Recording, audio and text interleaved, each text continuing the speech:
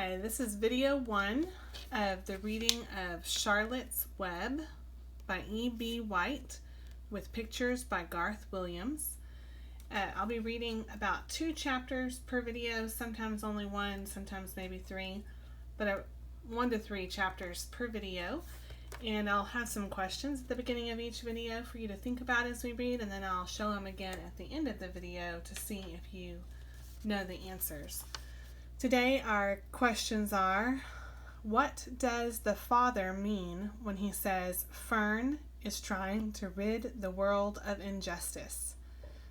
So in this book they're going to say Fern is trying to rid the world of injustice, and we want to know what that means. Number 2, Harrisburg is the capital city of Pennsylvania. That's going to be mentioned in this reading, these chapters, that Harrisburg, Pennsylvania is the capital of Pennsylvania. So what is the capital of your state? And what is the capital of your country? Number 3, why did Wilbur have to be sold? So be listening for the answers to what does the father mean when he says Fern is trying to rid the world of injustice? Harrisburg is the capital city of Pennsylvania. What is the capital of your state? And what is the capital of your country? And why did Wilbur have to be sold? Also, I want you to listen for these 2 words. You're going to hear the word untimely. Untimely means when something happens at the wrong time. In this case, too early. Untimely. Be listening for that word. And also be listening for the word runt. Runt is the smallest animal born in a group of animals, and a runt usually dies because it gets sick easily. Be listening for the words untimely and runt as we read chapters 1 and 2 of Charlotte's Web by E.B. White with pictures by Garth Williams. There's a foreword to this book by Kate DiCamillo. I hope that you'll take the time to read that yourself.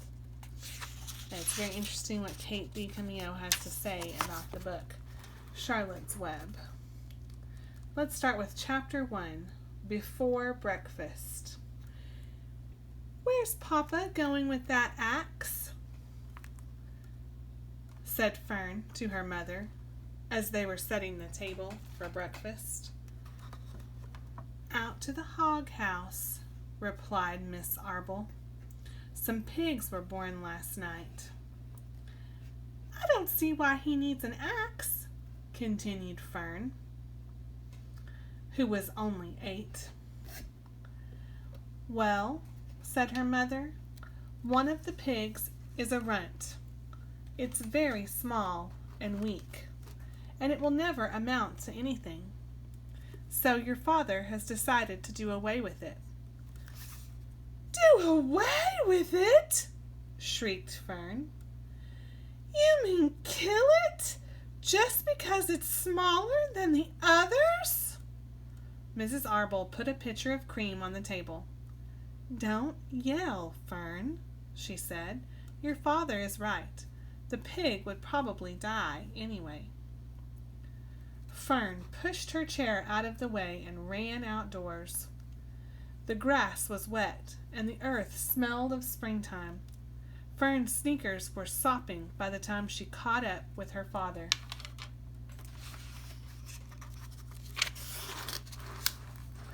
"Please don't kill it," she sobbed. "It's unfair." Mr. Arble stopped walking. "Fern," he said gently, "you will have to learn to control yourself." "Control myself?" yelled Fern. "This is a matter of life and death, and you talk about controlling myself?" Tears ran down her cheeks, and she took hold of the axe and tried to pull it out of her father's hand. "Fern," said Mr. Arble, "I know more about raising a litter of pigs than you do. A weakling makes trouble. Now run along."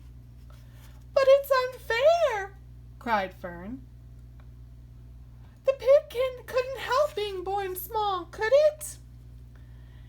"If I had been born very small at birth, would you have killed me?" Mr. Arble smiled. "Certainly not," he said, looking down at his daughter with love. "But this is different. A little girl is one thing. A little runty pig is another." "I see no difference," replied Fern, still hanging on to the axe. "This is the most terrible case of injustice I ever heard of." A queer look came over Mr. Arbel's face. He seemed almost ready to cry himself. "All right," he said. "You go back to the house, and I will bring the runt when I come in. I'll let you start it on a bottle like a baby. Then you'll see what trouble a pig can be." When Mr. Arbel returned to the house half an hour later, he carried a carton under his arm. Fern was upstairs changing her sneakers. The kitchen table was set for breakfast, and the room smelled of coffee, bacon, damp plaster, and wood smoke from the stove. "Put it on the chair," said Mrs. Arbel. Mr. Arbel set the carton down at Fern's place. Then he walked to the sink and washed his hands and dried them on a roller towel. Fern came slowly down the stairs. Her eyes were red from crying. As she approached her chair, the carton wobbled, and there was a scratching noise. Fern looked at her father. Then she lifted the lid of the carton. There, inside, looking up at her, was the newborn pig. It was a white one. The morning light shone through its ears, turning them pink. "He's yours," said Mr. Arbel. "Saved from an untimely death, and may the good Lord forgive me for this foolishness." Fern couldn't take her eyes off the tiny pig. "Oh," she whispered. "Oh, look at him. He's absolutely perfect." She closed the carton carefully. First, she kissed her father. Then she kissed her mother. Then she opened the lid again, lifted the pig out, and held it against her cheek. At this moment, her brother, Avery, came into the room. Avery was 10. He was heavily armed, an air rifle in one hand, a wooden dagger in the other. "What's that?" he demanded. "What's Fern got?" "She's got a guest for breakfast," said Mrs. Arbel. "Wash your hands and face, Avery." "Let's see it," said Avery, setting his gun down. "You call that miserable thing a pig? That's a fine specimen of a pig. It's no bigger than a white rat." "Wash up and eat your breakfast, Avery," said his mother. "The school bus will be along in half an hour." "Can I have a pig too, Pop?" asked Avery. "No, I only distribute pigs to early risers," said Mr. Arbel. "Fern was up at daylight trying to rid the world of injustice. As a result, she now has a pig."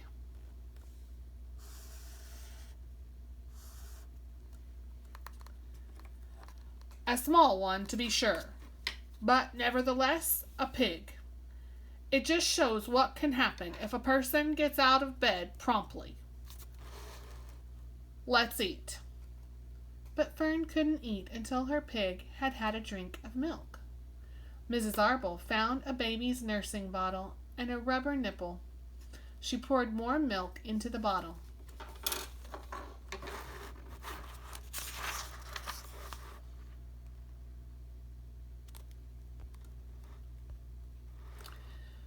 Fitted the nipple over the top, and handed it to Fern.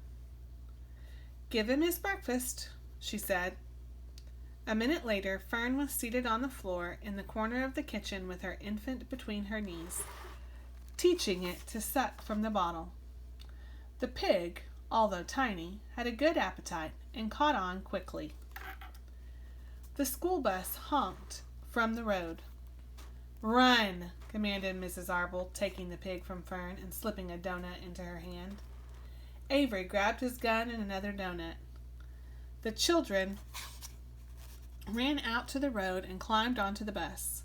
Fern took no notice of the others in the bus.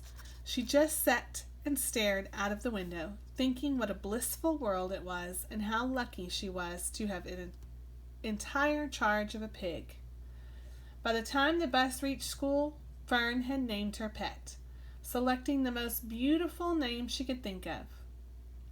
"Its name is Wilbur," she whispered to herself. She was still thinking about the pig when the teacher said, "Fern, what is the capital of Pennsylvania?" "Wilbur," replied Fern dreamily. The pupils giggled. Fern blushed.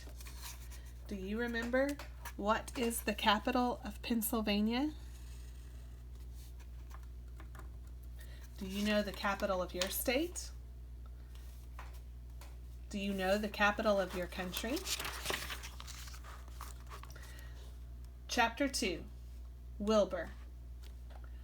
Fern loved Wilbur more than anything. She loved to stroke him, to feed him, and to put him to bed. Every morning, as soon as she got up, she warmed his milk, tied his bib on, and held the bottle for him. Every afternoon, when the school bus stopped in front of her house, she jumped out and ran to the kitchen to fix another bottle for him. She fed him again at supper time, and again just before going to bed. Mrs. Arble gave him a feeding around noontime each day, while Fern was away at school. Wilbur loved his milk, and he was never happier than when Fern was warming up a bottle for him. He would stand and gaze up at her with adoring eyes. For the first few days of his life, Wilbur was allowed to live in a box near the stove in the kitchen. Then, when Mrs. Arble complained, he was moved to the bigger box in the woodshed. At 2 weeks of age, he was moved outdoors. It was apple blossom time, and the days were getting warmer. Mr. Arble fixed a small yard especially for Wilbur under the apple tree, and gave him a large wooden box full of straw with a doorway cut in it so he could walk in and out as he pleased. "Won't he be cold at night?" asked Fern. "No," said her father. "You watch and see what he does." Carrying a bottle of milk, Fern sat down under the apple tree inside the yard. Wilbur ran to her, and she held the bottle for him while he sucked. When he had finished the last drop, he grunted and walked sleepily into the box. Fern peered through the door. Wilbur was poking the straw with his snout. In a short time, he had dug a tunnel in the straw. He crawled into the tunnel and disappeared from sight, completely covered with straw. Fern was enchanted.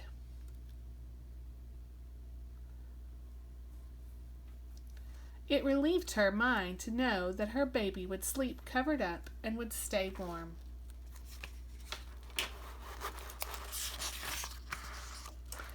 Every morning after breakfast, Wilbur walked out to the road with Fern and waited with her until the bus came. She would wave goodbye to him, and he would stand and watch the bus until it vanished around the turn. While Fern was in school, Wilbur was shut up inside his yard. But as soon as she got home in the afternoon, she would take him out, and he would follow her around the place. If she went into the house, Wilbur went too. If she went upstairs, Wilbur would wait at the bottom step until she came down again.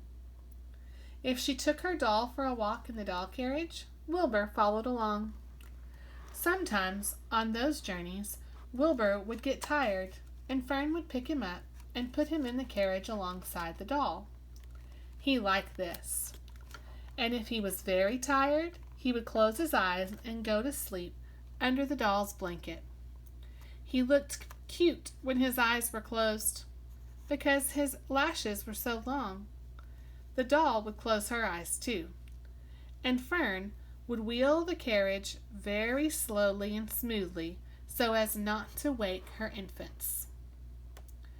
One warm afternoon, Fern and Avery put on bathing suits and went down to the brook for a swim.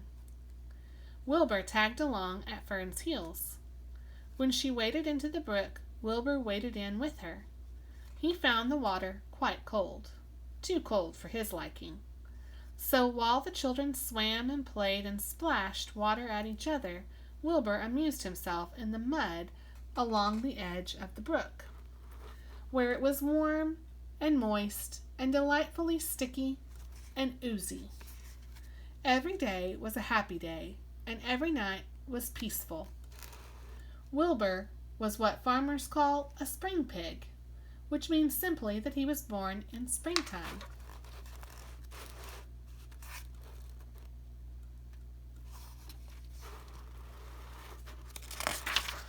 When he was 5 weeks old, Mr. Arble said he was now big enough to sell and would have to be sold.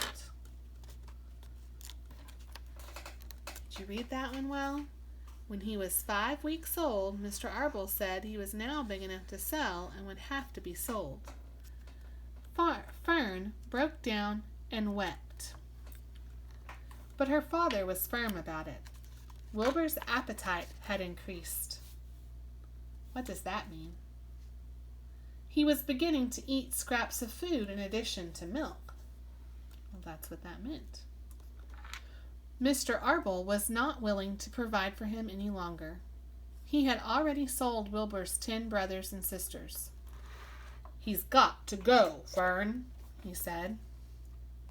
"You have had your fun raising a baby pig, but Wilbur is not a baby any longer, and he has got to be sold."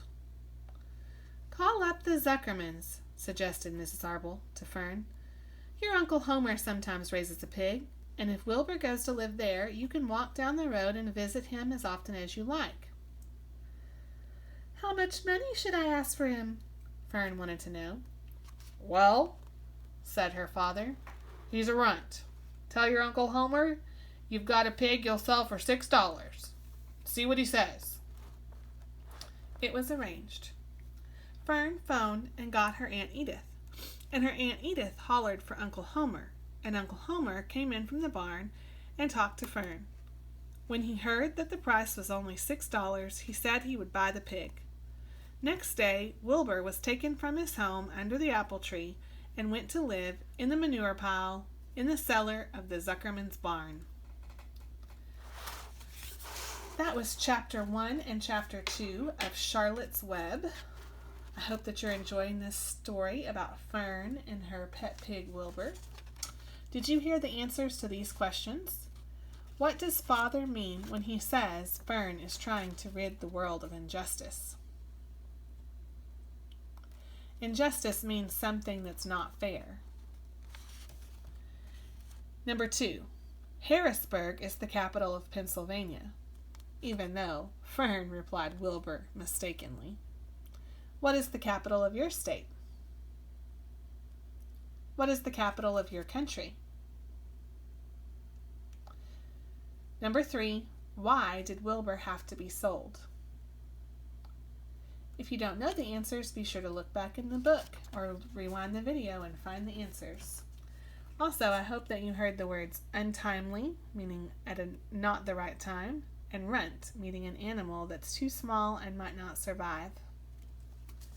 I hope that you'll come back and read with us chapters 3 and 4 in video 2.